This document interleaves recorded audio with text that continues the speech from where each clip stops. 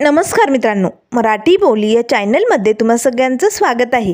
तर आज आपण बाई तुझा आशीर्वाद या मालिकेचा आजचा 14 जूनचा भाग खूपच धमाकेदार झालेलं बघणार आहोत. कारण इथे आता दांगटांच्या घरी रिसेप्शन पार्टीची जबरदस्त तयारी बघताच अवनीला मात्र धक्का बसलेला आपल्याला बघायला मिळणार आहे. तर आजच्या भागामध्ये इथे आता राजा अवनीला म्हणत असतो, चला आता ना आपण मस्त पोट भरून घेऊया, खूप भूक लागली ना, चला आपण वडापाव खाऊया. त्याच वेळेस अवनी राजाकडे बघू लागते. तेव्हा राजा म्हणू लागतो, नाही वडापाव नाही, ते म्हणतात ना मेंदू वडा, तो खाऊया, तो आवडेल तुम्हाला, खूप मस्त भेटतो इकडे. तेव्हा लगेच अवनी हसतच म्हणू लागते, मेंदू वडा नाही म्हणत, त्याला मेदू वडा म्हणतात. तेव्हा राजा म्हणू लागतो, तेच तेच, चला चला. आता राजा लगेच अवनीला घेऊन निघालेला असतो. तर इकडे आता घरी मात्र अण्णांची जबरदस्त तयारी चालू असते. अण्णा आता त्या आचार्याला सांगत असतात, हे बघ, भात मऊ लुसलुशीत, चपाती नरम आणि भाजी अगदी झणझणीत आणि पापड्या कशा कुरकुरीत व्हायला पाहिजे, लक्षात येते ना. त्याच वेळेस यशोदादा, पाण्या आणि धन्या बाहेर येतात. अण्णांचं हे जे सांगणं बघून ना त्या तिघांना हसू येतं. अण्णा खरंच काय लक्ष घालायलेत रे, एक नंबर भारी. तेव्हा लगेच यशोदादा म्हणू लागतो, हो आता समधी तयारी तर होत आली, पण आता आपण राजा आणि वहिनीसाठी कपडे कुठे आणले. आता मात्र तिघांनाही प्रश्न पडतो, अरे बापरे, कपडे आणलेच नाही, मग आता काय करायचं. त्याच वेळेस इकडे धोंड्यांना म्हणू लागतात, हे बघ, कान उघडत ठेवू नये, आज दांगटांची इज्जत तुझ्या या पळीत आहे, त्यामुळे काय बी गडबड होता कामा नये. तुला जेवढं सामान वापरायचं तेवढं वापर, पण स्वयंपाक कसा एकदम चमकात झाला पाहिजे. त्यावर लगेच आता ते आचार्य म्हणू लागतात, चालेल, होईल, नक्कीच चांगला होईल. त्याच वेळेस धन्या म्हणू लागतो, आयडिया, चल मी जातो, मी राजादादासाठी मस्त सूट आणि वहिनीसाठी साडी घेऊन येऊया, चल चल दे पैसे. त्यावर लगेच आता यश म्हणू लागतो, हो पण अरे बायकांसाठी कशा साड्या घ्यायच्या, काय घ्यायचं आपल्याला ठाऊक नाही येणार आहे, आपण कधी घेतलं पण नाही. त्यावर धन्या म्हणू लागतो, यशोदादा अरे काळजी कशाला करतो, मी आहे की, मी आणतो बरोबर साडी, दे तू पैसे. तेव्हा पाण्या म्हणू लागते, एक मिनिट, मी बी येणार आहे कपडे घ्यायला, आणि कपड्यातला रुमाल बी तुझ्या पसंतीचा घेणार नाही आहे, थांब थोडा वेळ. त्यावर धन्याला राग येतो, धन्या रुसून बसतो. तेव्हा यशोदादा लगेच आता पाण्याला म्हणू लागतो, कशाला चिडवतो रे त्याला. त्यावर पाण्या म्हणू लागतो, बघ की कसा फुगलाय, चल यशोदादा आम्ही निघतो बरं का. त्याच वेळेस यशोदादा आता काही पैसे देतो आणि पाण्याला म्हणू लागतो, पाण्या हे ठेव पैसे, याचे ना राजाला मस्त कपडे आण आणि वहिनीला साडी आण, चालेल. आता पाण्या लगेच धन्याला घेऊन निघालेला असतो. त्याच वेळेस यशोदादा धन्याला आवाज देतो, धन्या रुसलास तू, हे घे तुझ्यासाठी आणि पाण्यासाठी मस्त कुर्ता आण. कसं आहे ना, तुम्ही दोघे लहान आहात ना, तुम्हाला कपडे घ्यायलाच पाहिजे, घरात एवढा मोठा कार्यक्रम आहे म्हटल्यावर, चला जा. आता धन्यालाही खुश होतो, तो पाण्याजवळ येतो आणि मला लागतो, हे बघ, दादाने मला कुर्ता घेण्यासाठी पैसे दिलेत. तेव्हा पाण्या त्याच्या हातनं पैसे हिसकावतो, इकडे आण, तुला एकट्याला नाही घ्यायचा, मला बी आणि आपल्या यशोदादाला बी घ्यायचा. कसं आहे ना, यशोदादा नेहमी आपला विचार करतो रे, पण त्याच्याकडे कुठे कपडे चांगले, मग त्याला पण कुर्ता घेऊया आपण, चल. असे म्हणत दोघंही भावंड निघालेले असतात. तर इकडे आता राजा अवनीला घेऊन एका हॉटेलमध्ये आलेला असतो. तेव्हा लगेच आता अवनी मात्र फुल टेन्शनमध्ये बसलेली असते. त्यावर राजा म्हणू लागतो, मॅडम अहो आता तुमच्या वडिलांना बरं वाटतंय की नाही, मग टेन्शन घेऊ नका बरं, जरा चेहऱ्यावरती स्माईल ठेवा. त्याच वेळेस आता वेटर येतो, काय हवं आहे तुम्हाला. आता राजा लगेच ते कार्ड वाचू लागतो. काय सांगायचं आहे, कसं हॉटेलमध्ये जेवायचं कधी त्याला सवय नसते ना, त्यामुळे त्याला असं बुचकळ्यासारखं वाटतं. अवनी त्याच्याकडे बघू लागते, काय झालं, काय प्रॉब्लेम आहे का. तेव्हा राजा म्हणू लागतो, नाही नाही, नो प्रॉब्लेम, हे बघा इकडं बघा, तुम्ही ना मस्त एक मेदू वडा आणा, त्यांना पण आणा आणि मला बी आणा, त्याबरोबर मस्त सांबार आणा आणि चटणी पण आणू शकतात, जा. आता लगेच ते वेटर मात्र तिथेच उभी राहतात. तेव्हा राजा म्हणू लागते, हो मिरच्या वगैरे सगळं काही आणा, कांदा सगळं पाहिजे मला, जर काही गफलत झाली ना तर बघा ओरडेला मी. तरी आता तो वेटर एकटक तिथेच बघत थांबलेला असतो. त्यावर राजा म्हणू लागतो, बैस इथे बैस, वहिनींसाठी ना मी ऑर्डर आणतो, तू ना त्यांच्याबरोबर बसून गप्पा मारतोस, तेव्हा लगेच आता अवनीला हसायला येतं. त्याच वेळेस आता तो वेटर तिकडनं निघून जातो. तेव्हा लगेच राजा म्हणू लागतो, मॅडम अशी जराशी स्माईल आली ना तुमच्या चेहऱ्यावर, एक नंबर भारी वाटतं. तेव्हा लगेच अवनी म्हणू लागते, खरंच पण खूप टेन्शन आहे रे. त्यावर लगेच राजा म्हणू लागतो, मॅडम होप लय तोप चीज असते, तुम्हाला ठाऊक आहे ना. तेव्हा अवनी हसतच म्हणू लागते, बास कळला मला, बाद झालं. त्यावर लगेच राजा म्हणू लागतो, मॅडम तुम्ही अशा खळखळून हसल्या ना तर अशी रखरखत्या उन्हात चांदणं पडल्यासारखं वाटतं. आता अवनी लगेच या राजाकडे बघू लागते. तेव्हा राजा म्हणू लागतो, सॉरी चुकून बोललो, तुम्हाला राग आला का माझा. त्यावर अवनी म्हणू लागते, नाही रे, मला सगळ्यात जास्त राग ना महेश दादाचा आलाय. कसा ॲटिट्यूड दाखवत होता, कसा बोलत होता माझ्याशी, मला अजिबात पटलेलं नाही आहे. जर आज त्याने असं वागलं नसतं ना माझ्याबरोबर तर मला बाबांशी बोलता आलं असतं, सगळं काही सांगता आलं असतं. पण महेश दादाच्या इगोमुळे झालं हे सगळं. मला ना लय राग येतो या असल्या पुरुषी अहंकार असलेल्या लोकांचा. तेव्हा लगेच आता राजा म्हणू लागतो, करेक्ट, अगदी बरोबर. त्यावर लगेच आता इथे अवनी म्हणू लागते, एक नंबरचा भामटा आहे माझा दादा, पुरुषी अहंकार असलेला इगो असलेला माणूस, सतत बायकांना कमी लेखत असतो आणि मला ना हे अजिबात आवडत नाही. तुला सांगते राजा, अरे तिकडे स्वाती वहिनींच्या घरी आला होता आणि त्यांच्या आईवडिलांना धमकी दिली की जर अवनीला घरात घेतलं ना पुन्हा तर तुमच्या स्वातीला कायमचं इकडे पाठवेल म्हणून. असं कोणी वागतं का? स्वाती वहिनी काही त्याची गुलाम आहे का, तो म्हणेल तसं करायला? अरे ते घर तिचं पण आहे ना, याचा काय संबंध तिला हकलवण्याचा. त्यावर लगेच राजा म्हणू लागतो, करेक्ट, मला ना तुमच्या भावाचा हा स्वभाव आवडत नाही. कसे वागतात ते स्त्रियांबरोबर, मला नाही पटत हे. त्यावर लगेच आता राजा म्हणू लागतो, पण मॅडम त्या स्वाती वहिनींच्या वडिलांना वाईट वाटलं असेल ना हो, घाबरले असतील ना बिचारे. आता मुलीचा संसार मोडण्याची गप्पा केल्यानंतर घाबरणारच ना आई वडील. त्यावर लगेच अवनी म्हणू लागते, हो एवढी भीती बाळगायची होती ना तर मग आधीच करिअरकडे लक्ष द्यायचं. स्वाती वहिनी जर नोकरीला असती ना तर महेश दादाची हिंमतच झाली नसती असं काही म्हणायची. आणि जरी म्हटलं असता तरी स्वाती वहिनीचं करिअर महत्त्वाचं असतं ना. तेव्हा मुलीच्या करिअरचा विचार का करत नाही आईबाप, मला ना हेच कळत नाही राजा. तेव्हा राजा म्हणू लागतो, मॅडम हे बघा तुम्ही हायपर होऊ नका, आता तुम्ही शांत बसा बरं आणि मस्त पोटभरती जेवून घ्या. तेवढ्यात आता लगेच वेटर प्लेट घेऊन येतो. त्यावर लगेच राजा म्हणू लागतो, मॅडम चला पटकन घ्या बरं खाऊन. तेव्हा अवनी म्हणू लागते, नाही नको, मला नको आहे. त्यावर राजा म्हणू लागतो, मॅडम अहो असं काय करताय, तुम्हाला नक्की आवडेल, खाऊन बघा. आता लगेच त्या काट्याच्या चमच्याने अवनीने आता मेदूवडा खायला सुरुवात केलेली असते. पण राजा मात्र एकटक अवनीकडे बघू लागतो, कारण असं या चमच्याने खायची त्याला कधी सवय नसते ना. तो आता शांतपणे अवनीकडे बघत असतो. त्याच वेळेस आता अवनीने मात्र भुकाच्या तडाख्यात मेदूवडे संपवायला सुरुवात केलेली असते. राजा आता संपला की आपल्या ताटातलाही देऊन टाकतो. त्याच वेळेस अवनी म्हणू लागते, सॉरी मी ना जरा जास्तच खाल्लं ना, मला खूप भूक लागली होती. तेव्हा राजा म्हणू लागतो, मॅडम नो टेन्शन, रिलॅक्स राहायचं, आपल्याकडे पैशाचा प्रॉब्लेम नाहीच आहे. ते बघा मी अजून प्लेट मागवतो. वेटर 2 प्लेट आण रे, कारण पैशाची व्यवस्था झाली ना यशदादाकडनं. त्याच वेळेस अवनी म्हणू लागते, काय बोलला तू. तेव्हा राजा म्हणू लागतो, कुठे काय. अवनी मात्र आता पोटभर जेवलेली असते.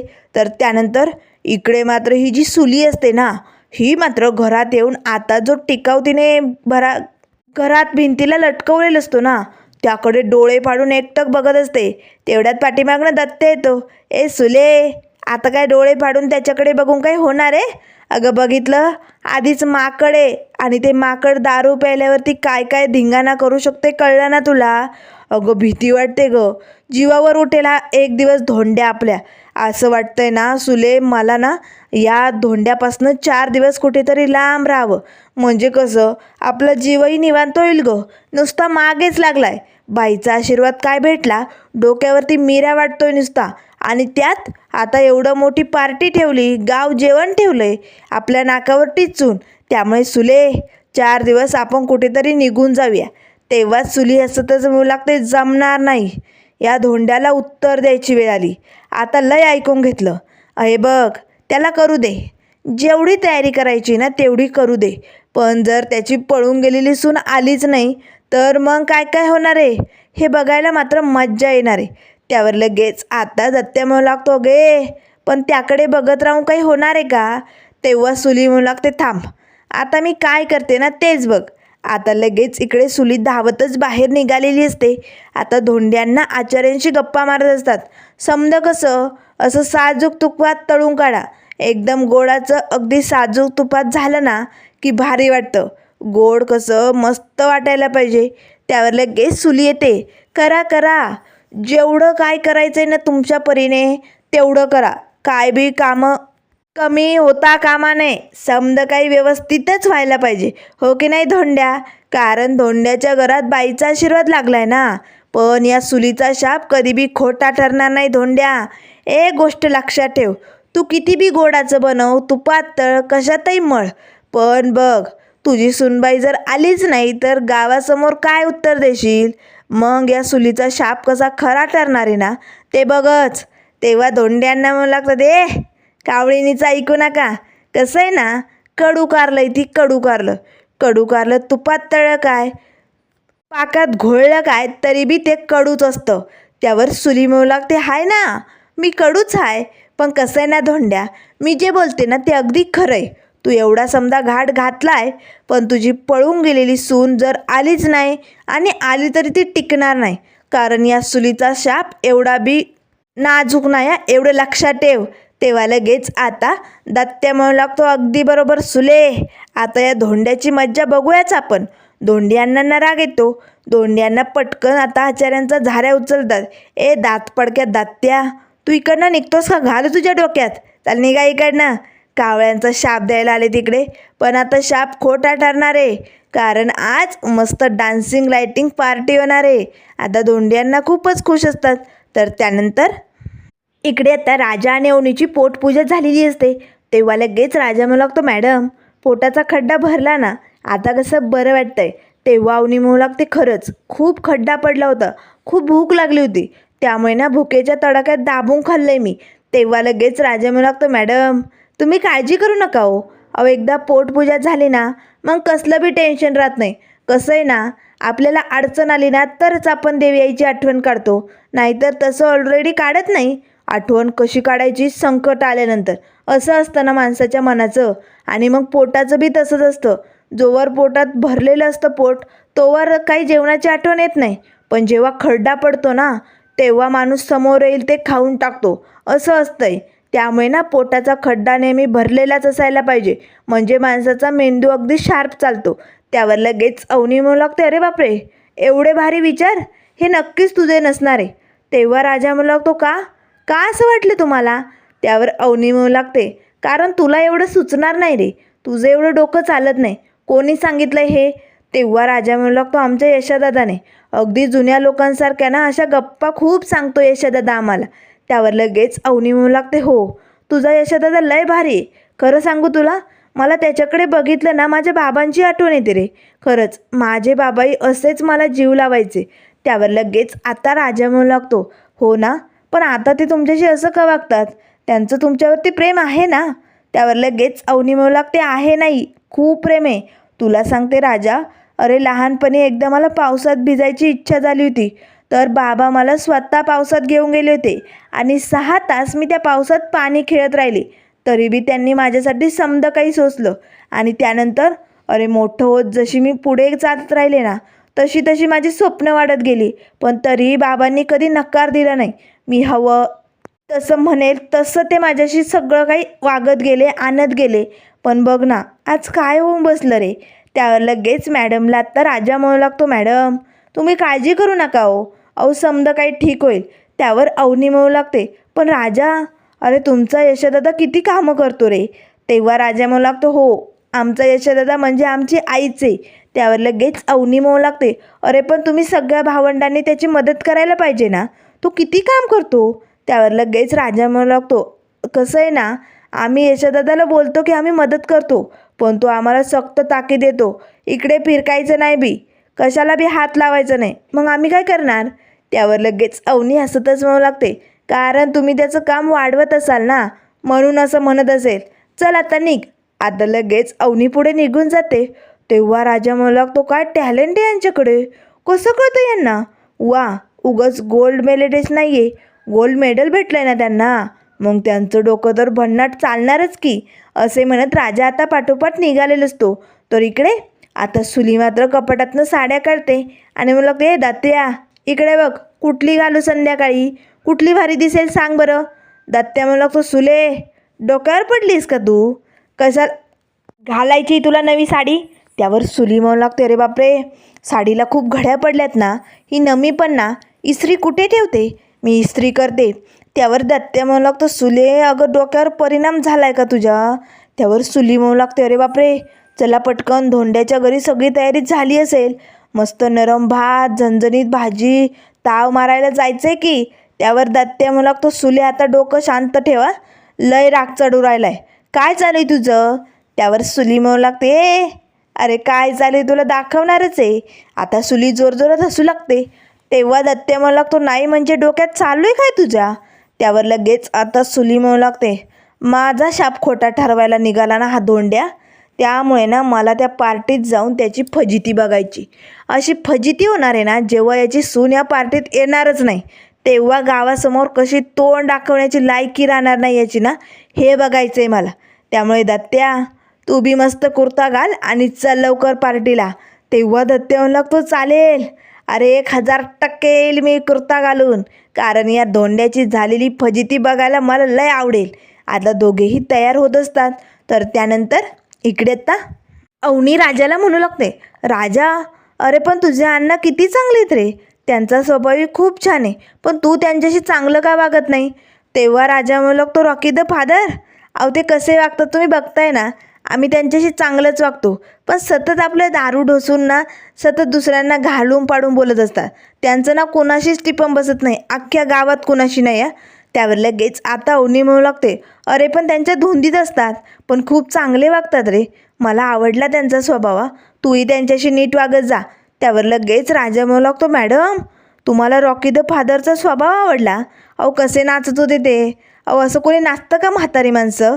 त्यावर लगेच अवनी म्हणू लागते, नाचू दे ना मग, अरे त्यांच्या धुंदीत होते ते, अरे त्यांना आनंद झाला होता म्हणून नाचत होते, पण मस्त नाचत होत्या, नाही म्हणजे तुमच्यापेक्षा तर भारीच होते, त्यांच्यात जी झलक होती ना ती वेगळीच होती. आता राजा हसू लागतो, बरं मॅडम चला घरी निघायचं ना. तेव्हा अवनी म्हणू लागते, हो निघूया की. त्याच वेळेस राजा म्हणू लागतो, मॅडम खरं तर ना मला आधी आमचं घर आवडतच नव्हतं, पण जेव्हापासनं तुम्ही आलात ना तेव्हापासून मला आमचं घर आवडायला लागलं आहे, कधी त्या घरात जातोय असं झालं आहे. त्यावर अवनी म्हणू लागते, का का नाही आवडत तुला घर. तेव्हा राजा म्हणू लागतो, हे बघा मॅडम, देवी आई विना मंदिर, आई बाई विना घर कसं असतं ना, ते नाही बरोबर वाटत हो. त्यावर लगेच अवनी म्हणू लागते, हो मग चल, आता उशीर झाला आहे ना, चल निघूया. आता राजा लगेच गाडीत बसणार. तेच आता यशोदादाचा फोन येतो. तेव्हा यशोदादा म्हणू लागतो, राजा अरे कुठेस तू. तेव्हा राजा म्हणू लागतो, यशोदादा अरे आत्ताच पोटाची पूजा झाली ना, जरा असं खाऊन घेतला आता निघतोयच. तेव्हा यशोदादा म्हणू लागतो, अरे बापरे, बाहेरचं कशाला खाल्लं, ते चांगलं नसतं शरीरासाठी. तेव्हा राजा म्हणू लागतो, यशोदादा तू डबा दिलास का मला. तेव्हा यशोदादा म्हणू लागतो, चुकलं माझं. त्यावर राजा म्हणू लागतो, काळजी करू नको, जास्त काही खाल्लं नाही, थोडंसंच खाल्लंय. तेव्हा लगेच यशोदादा म्हणू लागतो, बरं आता काही खात पीत बसू नका, आता डायरेक्टली घरी या, आम्ही वाट बघतोय तुमची. त्यावर राजा म्हणू लागतो, ठीक आहे लगेच निघतो. आता लगेच फोन बंद होताच राजा गाडीत बसणार. तेच अवनी म्हणू लागते, 1 मिनिट राजा, नाही म्हणजे तू आजवर मला एवढी मदत केली, एवढ्या प्रत्येक संकटात माझी साथ दिली, कशासाठी. नाही म्हणजे तुझा या पाठीमागे काही हेतू नाही आहे, तुला काही पैसा पाणी नको आहे, मग का करतोय तू हे सगळं. तेव्हा लगेच आता राजा म्हणू लागतो, गुतलो, आता काय उत्तर देऊ मी, काय करू मला काही सुचत नाही आहे. त्याच वेळेस अवनी म्हणू लागते, सांग ना का करतोयस तू. तेव्हा लगेच आता राजा म्हणू लागतो, मॅडम कसं आहे ना, मी तुम्हाला घाबरतो, तुम्हाला राग खूप येतो ना, तुम्ही राग आल्यानंतर खूप भडकता, म्हणून तुमच्या या भडकण्याला घाबरलो आणि भीतीपोटी समज केलं. तेव्हा अवनी म्हणू लागते, मी भडकते, मला जास्त राग येतो, तुझं म्हणणं काय आहे. त्यावर राजा म्हणू लागतो, बघा तुमचा पारा चढतो या मॅडम. अवनीला आता राग येतो. अवनी राजाच्या पाठीमागे पळू लागते, जोरात त्याला मारत असते. अवनी आता राजाच्या पाठीमागे पळत असल्यामुळे तो धावू लागतो. अवनी जोरात हसत असते. तेव्हा राजा मॅडमकडे बघतच म्हणू लागतो, कदाचित हे चांदणं माझ्या आयुष्यात शेवटचं असेल का. एकदा का पोलीस स्टेशनला गेलं, जेव्हा यांना सत्य कळेल तेव्हा काय होईल, असा प्रश्न त्याच्यासमोर उभा असतो. तर त्यानंतर इकडे आत्ता घरी पाण्याने आणि धन्याने राजासाठी अवनीसाठी छान मस्त कपडे आणलेले असतात. आता ते बघताच यशोदादा म्हणू लागतो, वा मस्त चॉईस या. त्याच वेळेस आता पाण्या म्हणू लागतो, यशोदादा हा कुर्ता तुझ्यासाठी. तेव्हा यशोदादा म्हणू लागतो, अरे मला कशाला आणायचा. त्यावर लगेच पाण्या म्हणू लागतो, दादा तुझ्याकडे कुठे चांगले ड्रेस आहे, राहू दे. आणि आता अण्णांसाठी मस्त असा सूट आणलेला असतो. तेवढ्यात आता नमी आणि ही पायल येते. त्याच वेळेस आता लगेच पाण्या म्हणू लागतो, ए नमे तू इकडे काय करायली. गे नमे तुझी आई ती सुलक्षणा कशी कुलक्षणी बाई आहे तुला माहिती आहे ना, चल निघ. तेव्हा नमी म्हणू लागते, ए गप्प बाईस, तिचं मला ना सांगू नको. वाव काय मस्त साडी आहे ना, वाव काय कलर आहे. दोघींनाही आता साडी आवडलेली असते. तेव्हा लगेच आता नमी म्हणू लागते, ब्लाऊज कुठे पण यातला. तेव्हा धन्या म्हणू लागतो, त्यातच असतो ना साडीत. तेव्हा नमी म्हणू लागते, बिंडो का तुम्ही, कसं होणार आहे आम्ही या घरात येईपर्यंत. अरे साडीत फक्त ब्लाऊज पीस असतो, तो ब्लाऊज शिवून घ्यायचा असतो, मग कशी घालणार ती. त्यावर लगेच आता यशोदादा म्हणू लागतो, अरे बापरे हे तर आम्हाला ठाऊकच नाही, आता काय करायचं. तेवढ्यात आता यशाचं लक्ष तारीवरती अवनीचा ब्लाऊज असतो त्याकडे जातं. आता नमी आणि पायल लगेच तो ब्लाऊज घेऊन आता शिवण्यासाठी निघालेले असतात. तर आता लगेच पाण्या म्हणू लागतो, यशोदादा समजा काही ठीक होईल ना रे. तेव्हा यशा म्हणू लागतो, नक्कीच समजा काही ठीकच व्हायला पाहिजे. तर त्यानंतर अवनी आणि राजा गाडीत बसून घरी निघालेले असतात. दोघांच्या गप्पा चालू असतात. अवनीला मात्र झोप लागते. त्याच वेळेस मध्ये खड्डा येतो, अवनीची झोप मोडते. तेव्हा राजा म्हणू लागतो, चुकून तुमची झोप मोडली ना, खड्ड्याला बघवलं नाही हो, पण जाऊ द्या, तुमचं टेन्शन कमी झालं आहे ना, त्यामुळे तुम्हाला आता झोप येणार. तेव्हा लगेच अवनी म्हणू लागते, कसलं टेन्शन कमी रे, तू विषय नको काढू, आता दुसऱ्या विषयावरती बोलू. राजा नाही म्हणजे तुला एखादी गर्लफ्रेंड असेल ना. तेव्हा राजा म्हणू लागतो, छे हो, अहो गर्लफ्रेंडचं काय, फ्रेंडचे वांदे झालेत, तुम्ही काही काय बोलताय. त्यावर अवनी म्हणू लागते, नाही आहे मग कोणी, नाही म्हणजे कोणी आवडलीच नाही का. तेव्हा राजा म्हणू लागतो, आवडली होती की लहान असताना, एकदा ती गाडीतनं उतरली आणि माझ्याकडे बघून हसली, मला खूप आवडली. आता लहानपणीचे काही क्षण आठवतात आणि ती लहान जी भेटलेली असते ना, ती अवनीच असते. आता लगेच अवनी म्हणू लागते, आणि त्यानंतर मोठं झाल्यावर. तेव्हा राजा म्हणू लागतो, नाही म्हणजे तसं नाही आहे. तेव्हा अवनी म्हणू लागते, गप्प बाईस, लाज नको, हसतोय तू गालातल्या गालात, आहे ना कोणीतरी. तेव्हा राजा म्हणू लागतो, हो अगदी बॉटम हार्टपासनं आहे, मी खूप प्रेम करतोय. त्यावर लगेच आता अवनी म्हणू लागतो, अरे बापरे मग तिला सांगितलं का त्याबद्दल. तेव्हा राजा म्हणू लागतो, नाही वन पीसच आहे, माझ्याकडनंच प्रेम आहे, त्यांच्याकडनं म्हणजे तिच्याकडनं नाही आहे. त्यावर लगेच अवनी म्हणू लागते, हो अरे पण तिला सांगून टाक ना. तेव्हा राजा म्हणू लागतो, नाही सांगू शकत मी, हो त्याचं नव्हतं होऊन जाईल. त्याच वेळेस आता राजाने गाडी पोलीस स्टेशनकडे घेतलेली असते. तेव्हा लगेच अवनी म्हणू लागते, राजा आपण कुठे चाललो आहे.